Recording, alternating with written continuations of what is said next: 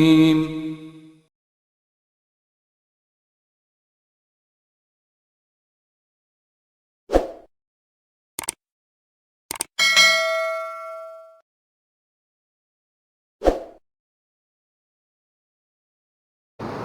تو قربانی کرنا ہے، اب قربانی کرنے کی وسعت ہے تو قربانی کرے، ورنہ اس پر اللہ سے مانگیں کہ اللہ تو مجھے وسعت دے دیتا تو میں قربانی کرتا، اس جذبے کا اظہار کریں۔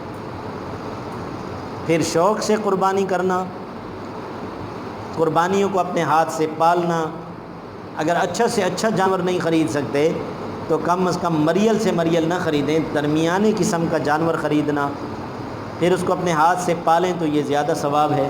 اس کو کھانا کھلانا، اس کو مانوس کرنا، حصے میں شرکت کر لینا، اگر آپ مستقل بکرا چھترا نہیں لے سکتے تو کسی حصے میں شریک ہو جانا، حصے میں شرکاء کا خیال رکھنا، کوئی مرزائی یا کوئی اس قسم کا آدمی شامل نہ ہو جائے جس کے عقیدے میں قربانی ہی نہیں، مسلمانوں کی قربانیاں خراب کرنے کے لیے۔ گوشت کی نیت سے قربانی نہ کرنا کہ میں گوشت کھاؤں گا گوشت کے لیے، کہ ہم لوگوں کی طرف دیکھتے رہیں گے عید والے دن، قربانی تو ہم اللہ کے لیے کریں گے، لیکن اللہ، کیونکہ فصلی لربک وانحر میں یہ اللہ نے فرمایا نماز بھی اللہ کے لیے پڑھو اور قربانی بھی اللہ کے لیے کرو، گوشت کے لیے نہ کرو۔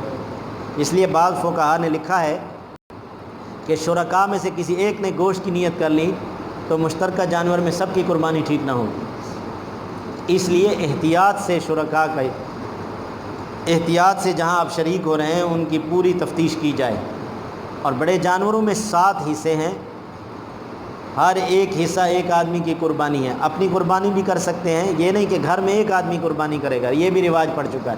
وہ کہتے ہیں جی اس سال بیوی نے کر لی، اگلے سال خاوند نے کر لی، اگر بیوی پر الگ قربانی واجب ہے، وہ صاحب نصاب ہے، خاوند پر الگ ہے تو 2 قربانیاں ہوں گی، بیٹا الگ صاحب نصاب ہے تو 3 قربانیاں ہوں گی۔ یہ نہیں ہوگا کہ ہر ایک گھر میں سے ایک بندہ قربانی کر لے تو بس قربانی ہو جاوے گی، ایسی بات۔ عشرہ ذی الحجہ کے پہلے جو دن ہے، یکم ذی الحجہ سے ہر دن کے روزے کا ثواب ہے اور ہر ایک سال کے نفلی روزے کا ثواب ہے، اور 9ویں ذی الحجہ کے روزے کا 2 سال کے نفلی روزوں کا ثواب ہے، اور ہر رات لیلۃ القدر کے بقدر جیسے آدمی لیلۃ القدر میں قیام کرے اللہ اس کو اجر عطا فرماتے ہیں۔ یہ ذی الحجہ کے 10 دنوں میں جو ہر رات میں قیام ہے یہ لیلۃ القدر کے برابر ہے۔ لیلۃ القدر کو تو تلاش کرنے میں ہم کتنی مشقتیں برداشت کرتے ہیں کہ 21 کو ہوگی، 23 کو ہوگی، اور جس کی تعیین پہلے سے اللہ نے کر دی کہ ان 10 راتوں کی فضیلت اللہ نے قرآن میں بیان کی، والفجر والیال عشر، اللہ نے قسم کھائی ہے ان 10 راتوں کی اور 10 دنوں کی، تو ان میں ہم ان روزوں کا بھی اہتمام کریں۔ باقی ناخن بال کاٹنا یکم ذی الحجہ سے یہ قربانی کے ساتھ اس کا تعلق نہیں ہے، یہ اس وجہ سے ہے کہ حجاج کرام جو لوگ حج کر رہے ہوتے ہیں احرام کی حالت میں نہ وہ ناخن کاٹتے ہیں نہ ان کو بال کاٹنے کی اجازت ہوتی ہے، یہ احرام کی پابندیاں ہیں، کیونکہ وہاں وہ قربانی کرتے ہیں یہاں مسلمان قربانی کرتے ہیں، تو حجاج کرام کی مشابہت کی وجہ سے علماء نے مستحب قرار دیا ہے کہ ناخن نہ کاٹے جائیں، بال نہ کاٹے جائیں، داڑھی تو مستقل نہ کاٹی جائے۔ یہ 10 دن کے لیے تو اس کا کوئی فلسفہ نہیں ہے کہ 10 دن پھر وہ پہلے سب سے پہلے قربانی کرنے کا جذبہ ہوتا ہے کہ بعد میں نے داڑھی کٹوانی ہے، کیسا جذبہ ہے 10 دن یہ جذبہ رہا کہ بعد میں کٹواؤں گا۔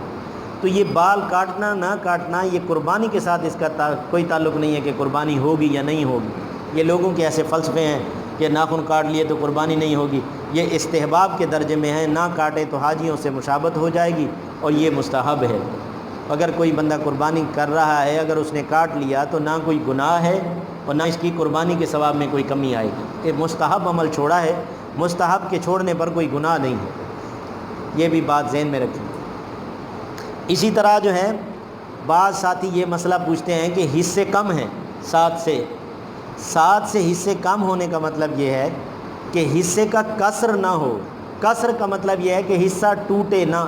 اگر ایک جانور میں 5 آدمی شریک ہو رہے ہیں تو بالکل ہو سکتے ہیں اور جائز ہے 5 آدمی برابر پیسے دیں، برابر حصے تقسیم کر لیں، کوئی مسئلہ نہیں ہے۔ 4 شریک ہو رہے ہیں، 3 شریک ہو رہے ہیں، کسر وہاں ہوگا کہ جہاں 60 آ جائے، مثلا ایک آدمی کا 1.5 حصہ ہے اور دوسرا آدمی کہتا ہے جی میں ایک حصہ آدھا حصہ رکھتا ہوں، تو یہ آدھے حصے والے کی قربانی نہ ہوگی تو باقیوں کی بھی نہ ہو، یعنی حصے کا کسر نہ ہو۔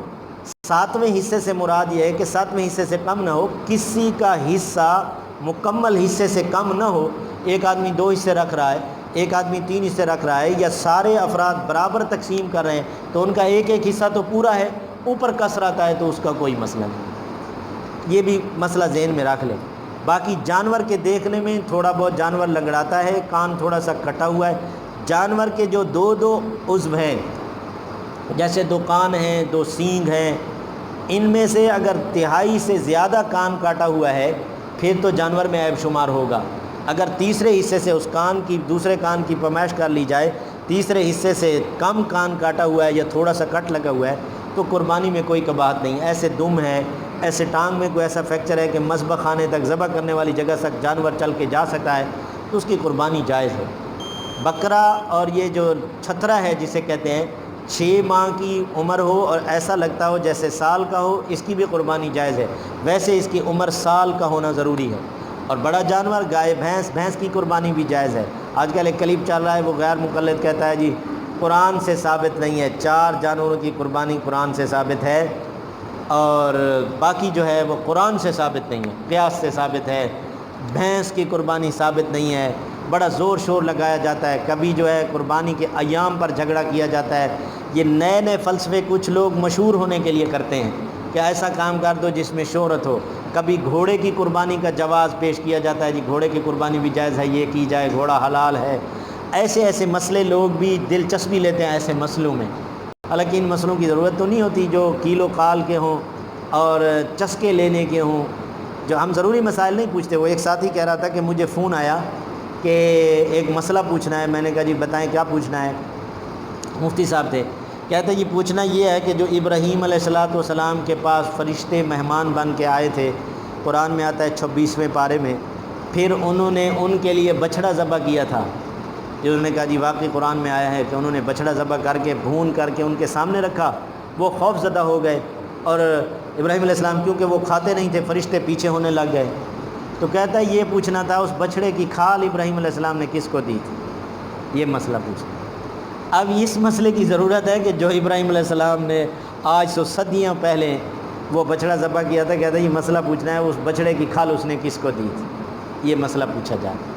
ایسے مسائل پوچھیں گے جن کا تعلق ذرا برا قربانی پر اجماع ہے۔ بھینس کی قربانی یہ وساوس ہیں، خناس الذی یوسوس فی صدور الناس، کسی کے ذہن میں وسوسہ ڈالنا، کہ جب وسوسہ ڈالتے ہیں مذبذب کر دینا، کوئی ایک بات بیان۔ قرآن اور حدیث کا جب آپس میں ٹکراؤ بیان کریں گے عام آدمی مذبذب ہو جائے گا۔ کچھ لوگوں کو بیرونی قوتوں نے اس لیے تیار کیا ہے کہ وہ نیٹ پر آ کر دین کی ایسی ترجمانی کریں کہ مسلمانوں کے عقائد مذبذب ہو جائیں۔ ایک مسئلہ ادھر سے بیان کر دیں، دوسرا ادھر سے۔ میں آپ کو سمجھاؤں کہ جب صحابہ کرام مکہ سے مدینہ ہجرت کر کے آئے بڑا پختہ ایمان کے ساتھ، مدینہ میں یہود رہتے تھے، بنو قینقاع، بنو نذیر، بنو قریظہ، یہ اہل کتاب تھے۔ انہوں نے دیکھا کہ محمد صلی اللہ علیہ وسلم کی بات سچی ہے اور روز بروز اسلام کو قوت مل رہی ہے، طاقت مل رہی ہے اور بڑھ رہا ہے، اس کے بارے میں کیا کیا جائے۔ انہوں نے مشورہ کیا کہ ان کو مذبذب کرنے کے لیے، کیونکہ ہم اہل کتاب ہیں اور مکہ والوں کے اوپر ان کا سکہ بیٹھا ہوا تھا کہ یہ اہل کتاب ہیں، ان کے پاس تورات کا علم ہے، انجیل کا علم ہے اور یہ بڑے علم والے لوگ ہیں، اور عرب والے اپنے آپ کو بدو اور ان پڑھ سمجھتے تھے۔ تو وہ کہنے لگے کہ ہمارا علمی سکہ تو ان پر بیٹھا ہوا ہے، اب ان کو مذبذب کرنے کے لیے ایک پروگرام انہوں نے یہ بنایا کہ صبح کو جا کر مسلمان ہو جاؤ ان کے سامنے، یہ سارے تمہاری طرف متوجہ ہو جائیں گے کہ یہ تو مسلمان ہو گئے ہیں، اسلام بڑا سچا مذہب ہے۔ شام کو خیر آباد کہہ دو اسلام کو، یعنی کفر اختیار کر لو کہ یہ اسلام میں ہمیں یہ نقص نظر آیا، یہ تو ان کے دل میں وساوس پیدا ہوں، ان کے دل میں وسوسے پیدا ہو جائیں، اب یہ پریشان ہو جائیں۔ اب یہی کام اب بھی پیرز الافکار صاحب کی خطبات فقیر کتاب ہے، 42 جلدوں میں ہے۔ انہوں نے فرمایا میں امریکہ کے اندر وزٹ ہو گیا، جانا ہوا تو ایک تہہ خانے میں یہودی لوگ 4000 آدمی بخاری مسلم پڑھ رہا، 4000، یہ خطبات میں لکھا ہوا۔ میں نے پوچھا یہ کیوں پڑھ رہے ہیں؟ انہوں نے کہا یہ اسلام کی ریسرچ کرتے ہیں، پھر حدیثوں کے نمبر، حدیثیں یاد کر کے ایک کو ایک کے ساتھ ٹکرا کر لوگوں کے سامنے پیش کرنا تاکہ لوگ اپنے عقائد میں مذبذب ہو جائیں، مسلمانوں کے اندر خلفشار ڈالنا، کبھی لا فرقے کا نعرہ لگا کر کہ ہمارا کوئی مذہب نہیں ہے، ہم کسی مذہب پر تنقید نہیں کرتے، ہم تو یہ مسئلہ بیان کرتے ہیں، بس یہ دیکھو یہ فلاں آیت نمبر ہے اور فلاں حدیث نمبر ہے۔ اب حدیثیں تو مکمل حدیث کا جو ذخیرہ ہے، اب حدیثوں میں تو یہ بھی ہے کہ 17 مہینے تک حضور صلی اللہ علیہ وسلم بیت المقدس کی طرف منہ کر کے نماز پڑھتے رہے۔ اب یہ بہت ساری حدیثیں بخاری مسلم میں موجود ہیں۔ اب یہ کون فیصلہ کرے گا کہ کون سی حدیث معمول بہا رہی؟ آپ نے تو جو کام کیا، جو بولا، وہ حدیث بن گیا۔ اب ابتدا میں اور کیفیت تھی، جیسے جیسے تقویت ہوتی گئی، جب اسلام کی تکمیل ہوئی، اس وقت کے فیصلے کس کے بعد ہیں؟ مفتہ بہا کس کے بعد فیصلہ ہے؟ آپ نے متوسط قسم کے کپڑے بھی پہنے، ٹاکی لگا کے کپڑے بھی پہنے، 5000 درہم کا جوڑا بھی پہنا، آپ نے تو ساری زندگی پیش کیا، فیصلہ کون کرے گا؟ اس لیے ہم کہتے ہیں کہ مفتہ بہی قول کے بارے میں آپ اگر ایسے ریسرچ کرتے رہیں گے تو آہستہ آہستہ آدمی اسلام سے ہاتھ دھو بیٹھے گا۔ عالم کی سرپرستی میں، ایک تو ہمارے ہاں کوئی عالم نہیں رہا، ہم چاہتے ہیں کہ بھئی ہم خود ہی عالم ہیں، کسی کو ہم عالم نہیں سمجھتے۔ عالم کی سرپرستی میں کتاب کا مطالعہ کریں، جس مسئلے میں کوئی اشکال پیش ہو، ہر مسئلے کا اسپیشلسٹ موجود ہے۔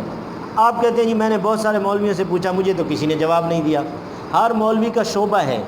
تبلیغ والوں سے آپ مسائل پوچھیں، وہ تو فضائل بتائیں گے۔ آپ مسائل والوں سے مسائل پوچھیں نا، جس کے پیٹ میں درد ہے وہ پھکی کا بیکری سے پوچھے، بیکری والے سے پوچھے کہ جی میرے پیٹ میں درد ہے، کوئی پھکی ہے؟ وہ تو کہے گا جی ہمارے پاس مٹھائی ہوتی ہے، پھکی نہیں ہوتی۔ آپ نے پھکی کھانی ہے تو حکیم سے رابطہ کریں۔ جب عقائد میں آپ کو کوئی مسئلہ مذبذب ہو تو آپ عقائد کے جو اسپیشلسٹ ہیں علماء، ان سے پتہ کریں۔ جب فضائل کی بات ہو تو آپ اس وقت فضائل والوں سے رابطہ کریں۔ تو آپ کسی عالم کی سرپرستی میں جب رہیں گے تو یہ نیٹ کے فتنوں سے محفوظ رہیں گے، ورنہ کوئی مرزائی بن جائے گا، کوئی آغا خانی بن جائے گا، کوئی پرویزی بن جائے گا، اب تو کوئی احمدی بن جائے گا۔ ایسی کھچڑی پکے گی کہ نہ خدا ہی ملا، نہ وصال صنم، نہ ادھر کے رہے نہ ادھر کے رہے۔ تو کسی جید عالم کے ساتھ جب آپ رابطہ رکھیں گے، جیسے کوئی خناس وسوسہ دل میں ڈالے گا، یا کسی پوسٹ یا کسی ایسی جگہ میں آپ نے کوئی بات پڑھی تو اس کا فوراً جواب موجود ہوتا ہے، تو آپ کی تسلی ہو جائے گی۔ پہلے تو ایسی کیلو کال میں پڑھنا نہیں چاہیے، جو ضرورت کی باتیں ہم وہ سیکھتے نہیں ہیں، اور ایسی کیلو کال میں ہم بہت کثرت سے جاتے ہیں، ان سے اپنے آپ کو بچانا چاہیے۔ اللہ تعالیٰ مجھے آپ کو بلکہ سارے عالم کے سارے انسانوں کو اس سنت ابراہیمی قربانی پر عمل کرنے کی توفیق عطا فرمائے۔